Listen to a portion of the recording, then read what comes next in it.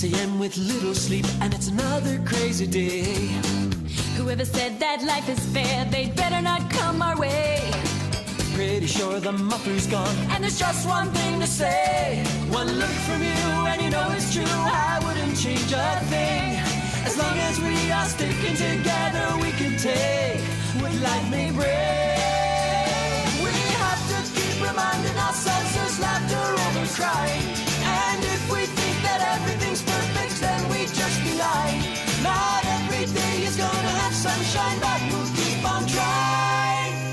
For better or worse, things will turn out fine. Every so often we get ourselves into a situation and we just can't get ourselves out of it. And you use your ingenuity and you use everything at hand, but you just can't solve the problem. Well, what happens if you're stuck somewhere and you just can't get out? I remember one time being in an apartment building and it was locked and I had to pull the fire alarm to get out. Well, the fire department came, but well, they weren't too happy with me, but I was only about 7, so I got away with it. But geez, when you're older and you should know better, you get yourselves into all kinds of stuff. What if you're playing a practical joke, for example? Sometimes it can come back on you, and the practical joke is yours.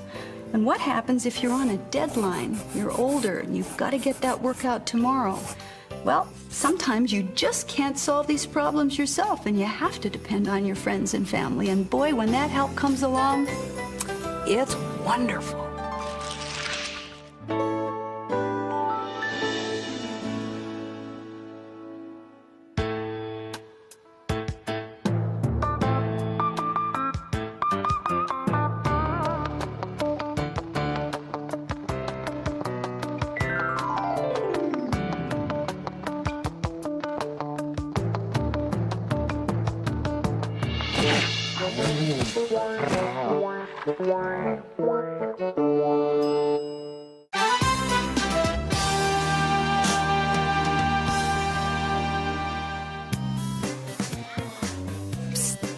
Deanna.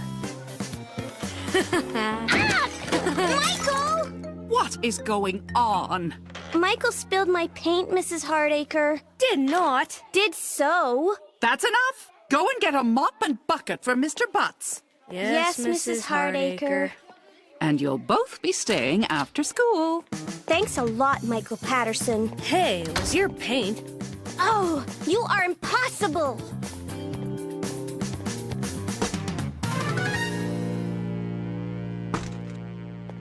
Mr. Butts! He's not here.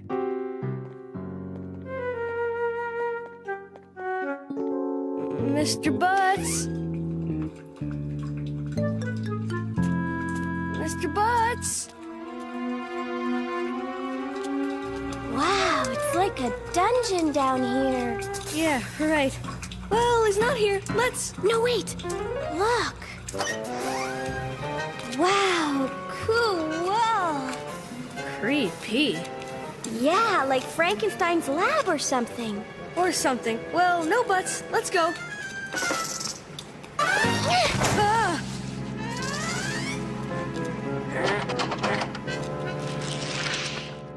Mr. Butts, have you seen 2 children? Jeez, Mrs. Hardacre. I see lots of 2 children I sent to fetch a mop. Now, mops, I remember. Nobody been to see me about no mop today. Disappeared? What do you mean, disappeared? Oh, this is not good. Not good at all. Should we organize a search? Good idea. Butts, organize a search of the entire school. Find those children. Yes, sir, Mr. Ratchet. Well, this has the potential to develop into a situation. I don't like situations. Attention!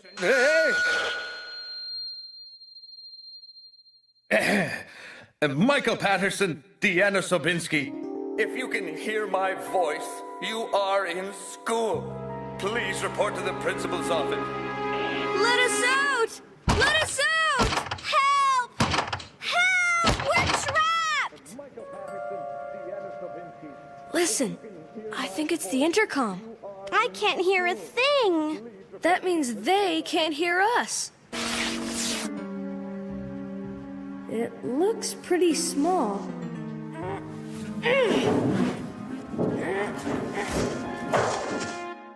We looked high and low, Mrs. Patterson. I even used my intercom, didn't I, Butts? Well, I heard him. Maybe we should call the police.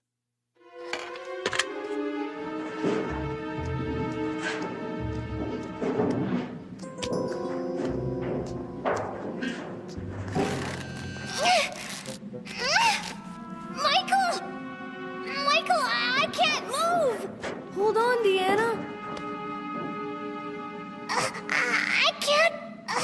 Okay, now just back out the way you came. Slowly, slowly. I'm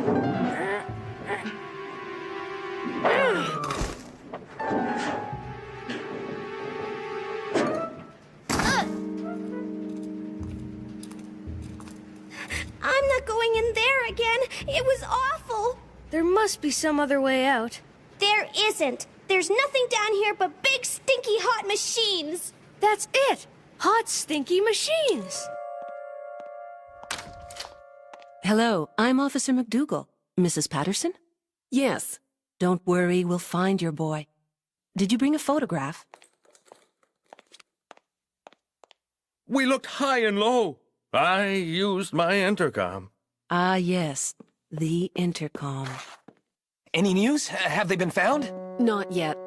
Deanna's parents are on their way. Officer, I know Michael. He wouldn't leave school without permission. Then I suggest we search the school again. Search the school. Good, yes. Here, I was saving this until we really need it. Thanks. I sure hope this works. Oh, it'll work. It's gotta work. You know what, Patterson? You're not really immature. But if you tell anyone I said that, I'll murderize you. Did you find anything? Anything? Mr. Ratchet, if you'll just take a deep breath. Excuse me, why is there a... Clues. We need clues. Hey, does anyone else feel a draft? It is getting colder. Oh, maybe it's that darn boiler on the fritz again. Boiler? I never saw any. The boiler room. Deanna, your parents will be here any second, honey. Were you scared, kiddo? Nah, we were both brave. What about the intercom? We couldn't hear it. Children out of reach of the intercom? Well, that's unheard of. I'm very, very sorry, folks. I always keep this door locked, so I never thought. I suggest you call a locksmith.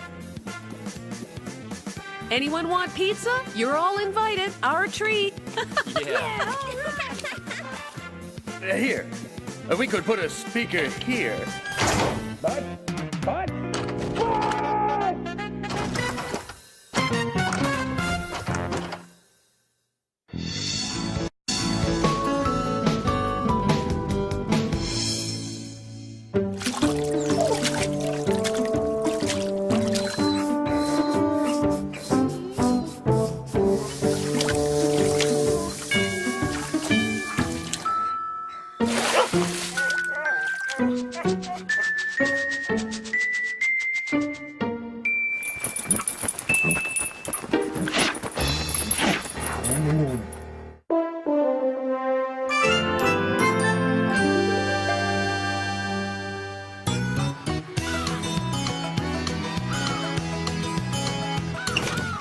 It's really nice of you to take us camping, Mrs. Patterson. Back to nature is where it's at. Mom, you sure you want to take 4 certified airheads into a place with bugs and bears and snakes and swamps where the undead rise at midnight and... Who are you calling airheads? Cool. I'd love to meet spirits in the forest. I brought my tarot cards. Mrs. Patterson, there aren't really any bears up there, are there? I rest my case. No, Dawn, there hasn't been a bear in that park for years.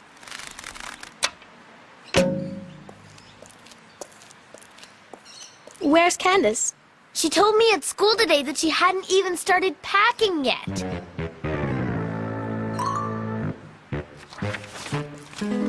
Michael, we'll be here at campsite 22. And I've left the park phone number in case of emergency. Here she comes. Look at that! Going for a month, Candace? Careful! My hairdryer and my hot rollers are in there. Hairdryer? Rollers? You expecting room service? Don't get lost! Watch the poison ivy! Man, I can think of 9 million things I'd rather do than camp. Me too. Yeah. So let's go camping. I know just where they are, remember? This is it? There's nobody here. It's so quiet. Kinda creepy.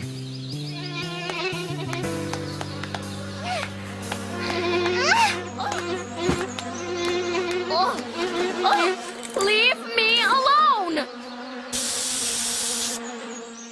Here, bug repellent. They really like your perfume, Candace, so don't forget your neck and your hair.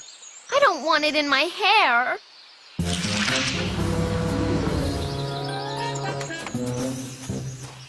Okay, guys, they're just down the road. Are we ready for Operation Freakout? This is so brilliant, guys. No bear is going to eat you while you're in the outhouse. I'm sorry. I just can't go down there by myself. I'm scared. You're safe on that throne, baby. Not even a skunk could survive those fumes. Well, I'm going to the tent to read. Elizabeth, it's only 8 o'clock. Don't you want to come down to the lake with us, watch the sunset? Come on, it'll be neat.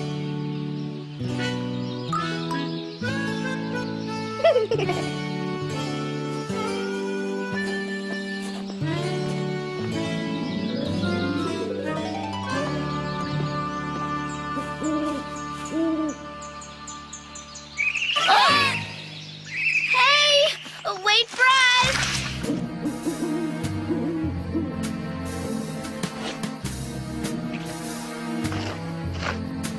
They're gonna freak when they see we move the tent. It's real Twilight Zone. Yeah.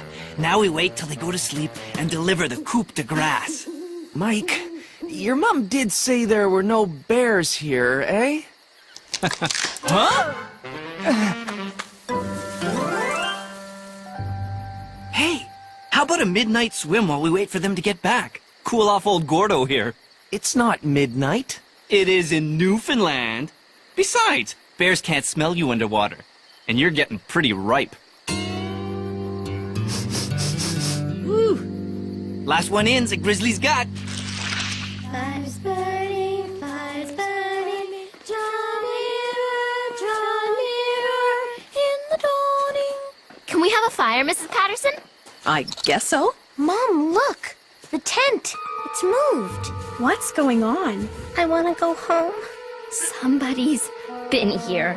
A great big somebody. Yeah, but was it alive? This place is possessed. Look, I'm sure there's some logical explanation. Maybe this is an ancient burial ground, and the spirits don't want us camping here. Or maybe there are some kids up here with an overdeveloped sense of humor?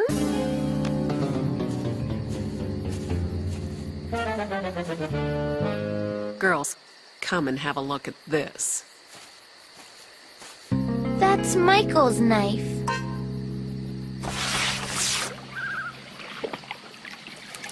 What was that?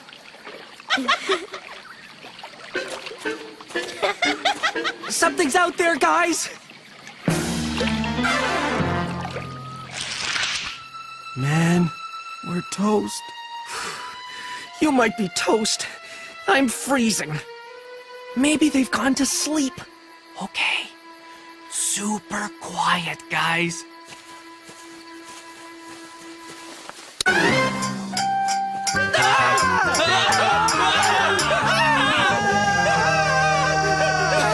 I told you there were bears in the woods. I don't know about you guys, but that was a grisly sight.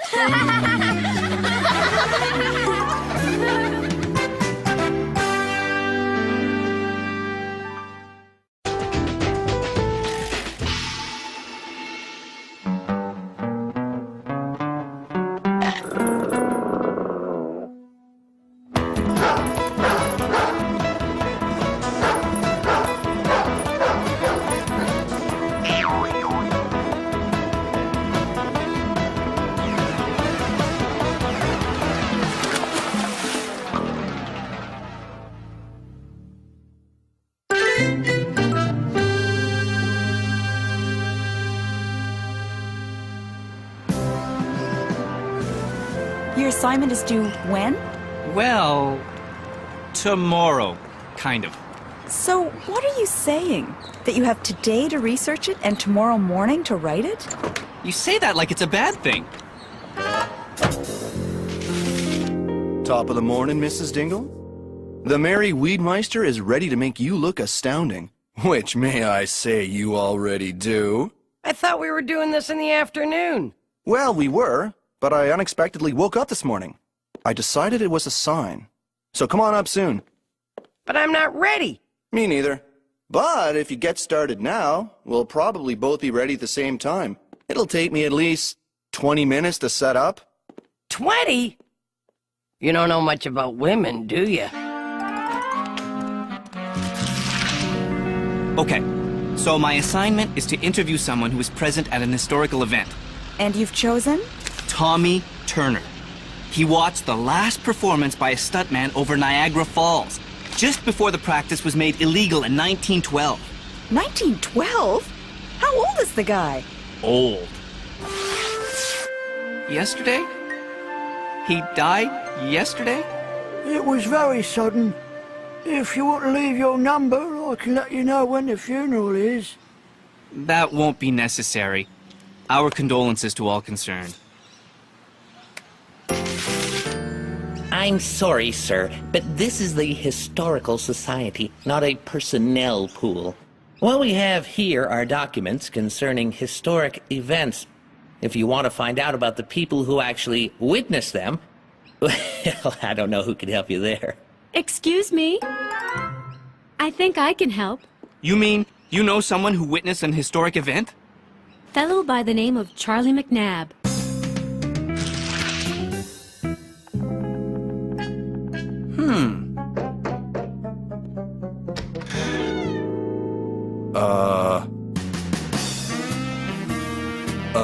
What do you think, Mr. Weeder? Worth waiting for? Ha! Without fear of contradiction. I thought you'd be impressed. This portrait's for Dolly, my old friend I met in London. I want it to be special. Well, this'll be special, all right.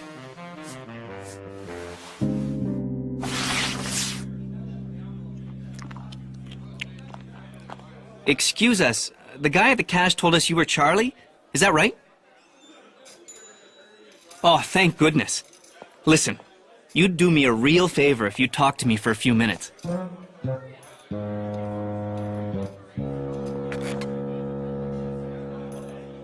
I want to know about your experiences during the first Canada-Russia hockey series back in 1972. I understand you were there. First series. Nothing like it. Thought we were gonna walk all over them. Sure gave us a shock. Is this great or what? This friend of yours, you were close? We went through things together you young people can't even begin to imagine. You mean the Depression? The war, Sonny Jim, the war. What a time to be trapped on that side of the ocean. Too dangerous to come home, they said. Ah! They should have been there during the Blitz! You know, Mrs. Dingle, a lot of time has passed since then. Are you sure that Dolly will be as well preserved as you? Joe, you're a sensitive young fella. I like that. When Henderson scored that goal, and they won the series, it must have been mayhem. Oh, was. Whole high school cafeteria hopping up and down. Huh? Then you saw him go to the net, and Foster Hewitt screaming, "Henderson!" Foster Hewitt? But how did you hear the hockey broadcast if you were in Russia in a cafeteria? Russia? Who said anything about being in Russia? You must be thinking of Charlie McNabb. He was there, sure of it. Was here when you came in, too. No, must have left. Want to know where he lives? I've heard about these, but I've never actually seen a real one. Real what? Gone fishing sign. Says he won't be back for a week. Good thing you're not a burglar. No, I'm dead meat. That's what I am.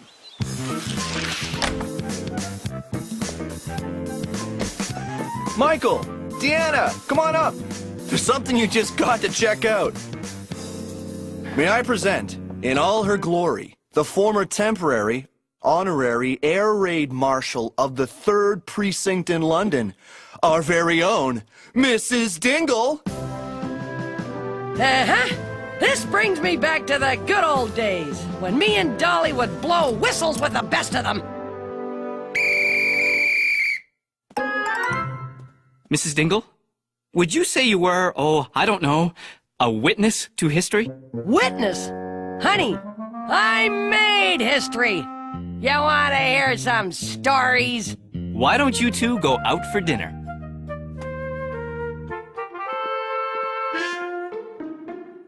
Now, the first thing you need to know about being an air raid marshal during the war was that you had to have a whistle to blow.